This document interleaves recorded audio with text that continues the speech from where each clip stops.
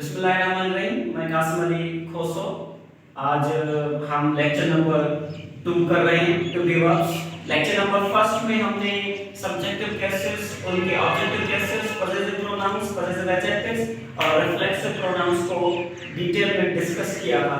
आज भी हम टू बी वर्ब्स के साथ पॉजिटिव एडजेक्टिव्स, पॉजिटिव प्रोनाउंस को डिस्कस करेंगे।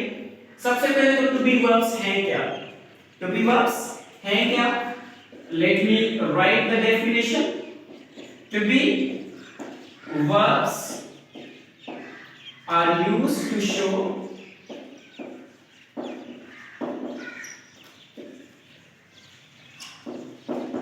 state and existence of somebody or something. किसी भी चीज के हालत को और उसके मौजूदगी को दिखाने के लिए हम टू बी वर्ब्स का इस्तेमाल करते हैं। What is the meaning of state? Let me define. State की जो मीनिंग है, स्टेट यहां मीनिंग स्टेट की होगी हालत,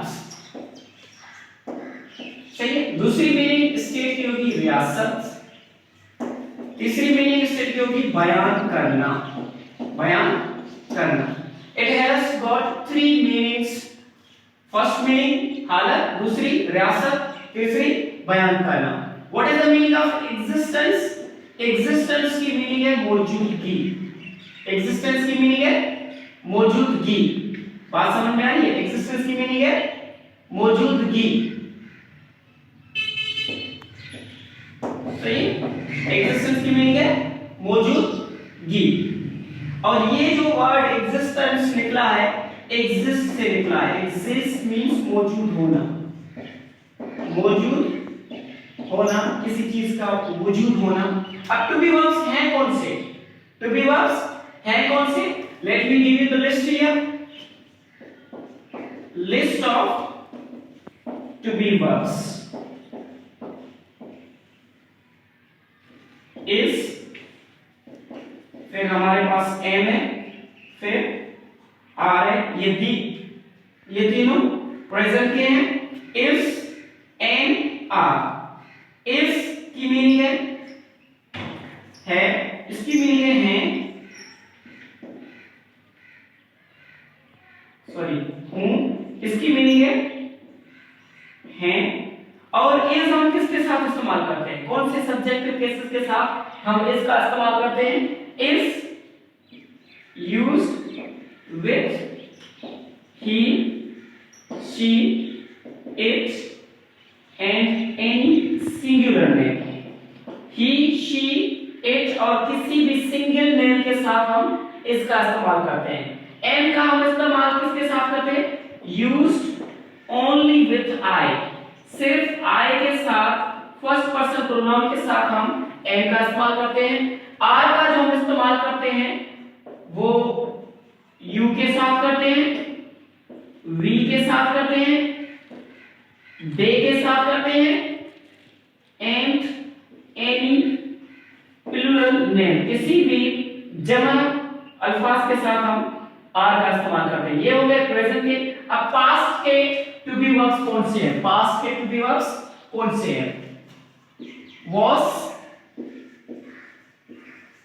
फिर वर और was इसका पास्ट है, ये चीज याद रखिए। इसका पास्ट क्या होगा?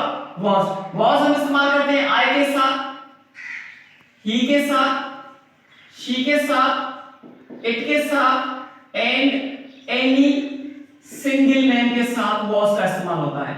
फिर वर का इस्तेमाल, वर आर का पास्ट है, वर का इस्तेमाल हम करते हैं यू के साथ, वी के साथ, दे के साथ एंड एनी प्लूरल नेम के साथ। ये हो गए पास्ट के दो टू बी वर्ब्स हैं। फिर हमारे फ्यूचर के टू बी वर्ब्स हैं,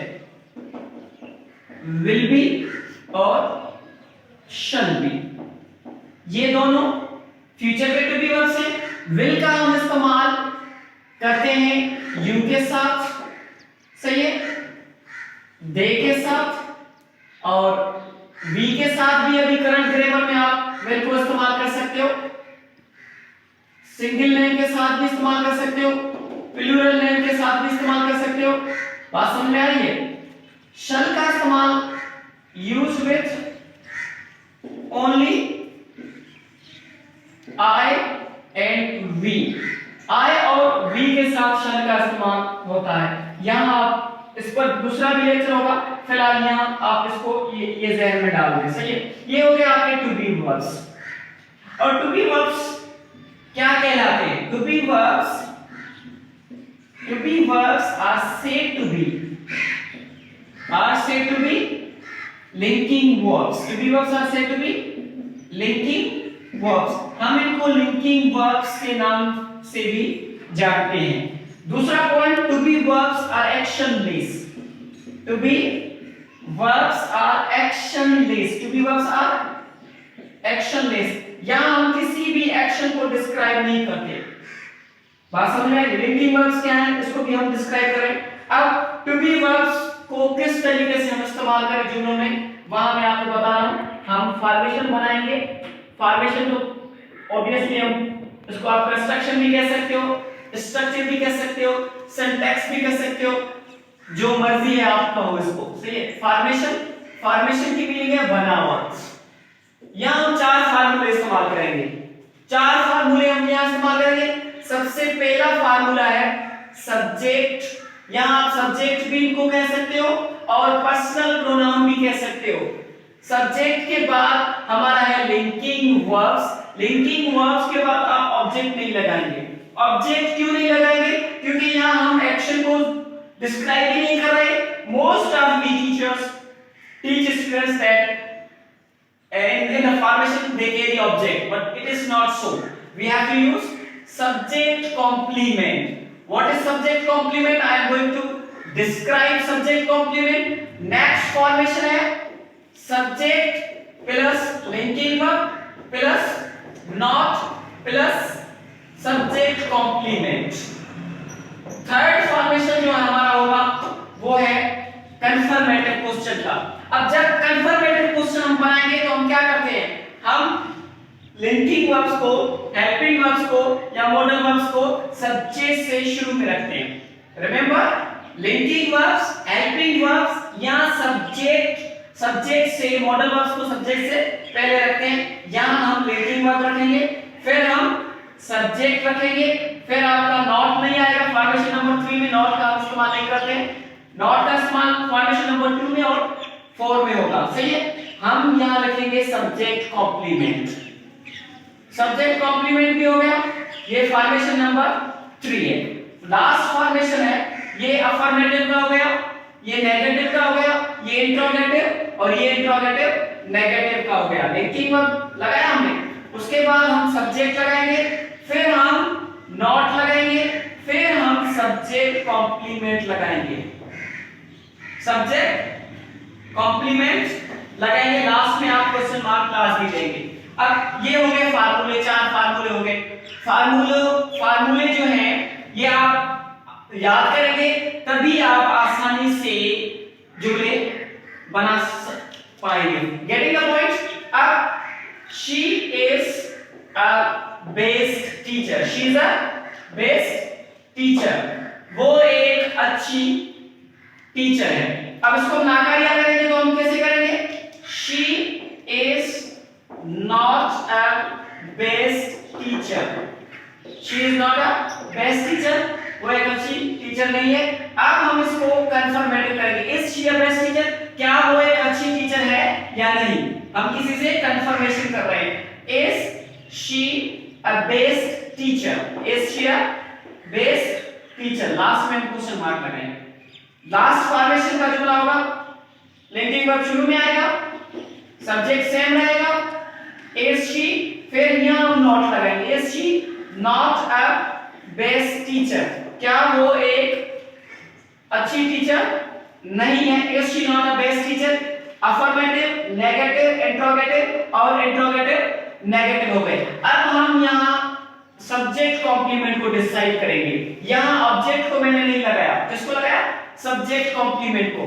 अब कॉम्प्लीमेंट जो है उसके दो टाइप्स हैं कॉम्प्लीमेंट। कॉम्प्लीमेंट मींस पूरा करना, पूरा करने वाला। हमारे पास दो कॉम्प्लीमेंट्स हैं, इसकी मीनिंग क्या होगी? COMPLIMENT वैसे COMPLEMENT, इन दोनों अल्फाज में डिफरेंस क्या है? इसकी मीनिंग है पूरा करने वाला, इसकी मीनिंग है तारीफ। हम कहते हैं ना thank you for your best compliments, इसकी मीनिंग है तारीफ। लिखना therefore you must not be worried। अब हमारे पास दो कॉम्प्लीमेंट्स हैं, एक है सब्जेक्ट कॉम्प्लीमेंट, क्या है? सब्जेक्ट कॉम्प्लीमेंट, दूसरा हमारा है ऑब्जेक्ट कॉम्प्लीमेंट। सब्जेक्ट कॉम्प्लीमेंट और ऑब्जेक्ट कॉम्प्लीमेंट, हम यहां सिर्फ सब्जेक्ट कॉम्प्लीमेंट को डिस्कस करेंगे क्योंकि ऑब्जेक्ट कॉम्प्लीमेंट को हम आगे डिस्कस करेंगे। यहां हम सब्जेक्ट कॉम्प्लीमेंट को डिस्कस कर रहे हैं। डेफिनेशन मैं आपको बता रहा हूं दोनों की। सब्जेक्ट कॉम्प्लीमेंट क्या है, इसकी डेफिनेशन क्या होगी? Any word that completes the sense of subject, उसे हम क्या कहेंगे? Subject complement. इसको सब्जेक्ट कॉम्प्लीमेंट, उसे हम सब्जेक्ट कॉम्प्लीमेंट के नाम से जानेंगे। और इसका any word that completes the sense of object, any word that completes the sense of object is called object complement। यहां मैं एक एमसीक्यूज बना रहा हूं, इस क्वेश्चन से एमसीक्यूज बना रहा हूं। She is a best teacher, आपको इसको अंडरलाइन कर रहा हूं, सही? The underline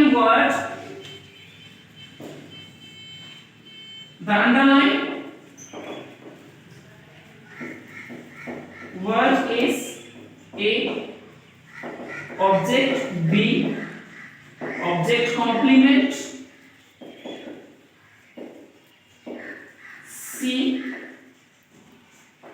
subject complement D, all of these। इस एमसीक्यू का आंसर क्या होगा? She is a best teacher, जो फॉर्मेशन में मैंने जुमला लिखा है, she is a best teacher. अब यहां मैंने टीचर को अंडरलाइन किया है आपको समझाने के लिए। द अंडरलाइन वर्ड इज क्या है? ऑब्जेक्ट है, ऑब्जेक्ट कॉम्प्लीमेंट है, सब्जेक्ट है, सब्जेक्ट कॉम्प्लीमेंट है, ऑल ऑफ दिस। इसका राइट आंसर होगा सब्जेक्ट कॉम्प्लीमेंट, क्योंकि टीचर को अगर हम यहां से काट दे तो ये सब्जेक्ट सेंसलेस हो जाता है। Subject is not giving any kind of sense, therefore it needs a compliment. हमने इसको टीचर दे दिया या कोई और दे दे, अब ये ऑब्जेक्ट नहीं है, ये सब्जेक्ट कॉम्प्लीमेंट है। इसको हम पर्सनल प्रोनाउन ट्रीट करेंगे। क्या करेंगे? पर्सनल प्रोनाउन ट्रीट करेंगे। वहां तो मैंने सब्जेक्ट लिखा है, मगर आप इसको पर्सनल प्रोनाउन तौर पर ट्रीट कर सकते हो। She is a best teacher, यहां जो टीचर है ये ऑब्जेक्ट नहीं है, ये सब्जेक्ट कॉम्प्लीमेंट है। Remember this point, it is very most important point. Getting the point?